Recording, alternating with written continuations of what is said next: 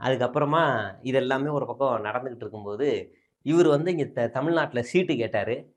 உனக்கெல்லாம் குடுக்க முடியாதுன்னு சொல்ட்டாங்க. கவுன்சிலர் கூட இல்லாத ஒரு டுபாக்கூர் அண்ணன் தான் அவரு. அவரு தான் வந்து இன்னைக்கு ஒரு இன்டர்வியூல உட்கார்ந்து பேசும்போது, தமிழ்நாட்டு கடன் வந்து உத்தரப்பிரதேசத்தோட அதிகம் அப்படின்னு ஒரு வடைய போட்டாரு. உடனே இவங்களுக்கு எல்லாரும் பத்திக்கிச்சு. "பாரு காங்கிரஸ் ஆளே சொல்றாரு. பாரு, பாரு, பாரு" அப்படின்னு காங்கிரஸ்ல நெறைய ஒட்டுண்ணிகள் இருக்காய்ங்கல்ல. அந்த மாரி இவரு ஒரு ஆள் இல்லையா? அப்ப இவரும் பேச விட்டுருக்காங்க. அப்ப நம்ம அந்த டேட்டாவெல்லாம் நம்ம கரெக்ட்டா எடுத்து பொளிச்சுன்னு அடிக்கணும்ல. அப்படிதான் நாமளும் வந்திருக்கோம். அதுலயும் முக்கியமான ஒரு விஷயம் என்ன அப்படின்னா, பிடிஆர் வந்து தாவேக்காவுல சேரப்போறாரு, சேரப்போறாரு அப்படின்னு இந்த தற்குறிகள் சாரி ஆச்சரியக்குறிகள் கிளப்பி விட்டுக்கிட்டே இருந்தாங்கல்ல. அது ஏற்கனவே சங்கிலாம் கூட அப்படிதான் கிளப்பி நோண்டிக்கிட்டே இருந்தாங்க இந்த பிடிஆர் அவர.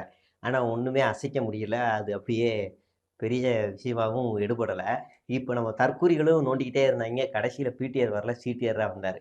அந்த மாரி நம்ம இந்த இந்த கிளப்புறது எல்லாமே இந்த அவா தான். பிரவீன் சக்கரவர்த்தி அண்ணன் தான்.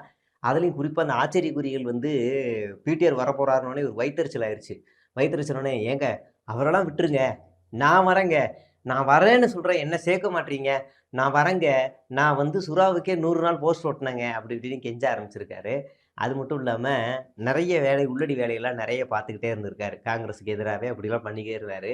அப்படி இருக்கிறனால தான் இவரு ஓரங்கட்டி, "நீ சொப்பு சப்பானா இருப்பா" அப்படின்ருக்காருங்க. இப்ப இவரு போய் தாவேக்காட சொல்லிருக்காரு, முன்னாள் ஐஆர்எஸ் அதிகாரி ஒருத்தர் வந்ததுக்கு நீங்க மாநில அளவுல போஸ்ட் குடுத்தீங்கல்ல, நான் அவருக்கும் மேல எனக்கு ஏதாவது ஒரு போஸ்ட்ட குடுங்க, என்னையும் சேர்த்துக்கங்க." அப்படின்னு சேர்த்து சொன்னாரு. இந்த கூட்டத்துல எங்கேயாவது முக்காடு போட்டு ஏதாவது ஒளிஞ்சிருப்பாரு. ஏதாவது இப்படி இப்படி ஒளிஞ்சிருப்பாரு. எங்கேயாவது தேடி கண்டுபிடிச்சீங்கன்னா சொல்லுங்க அவர. இங்க தான் எங்கேயாவது இருப்பாரு.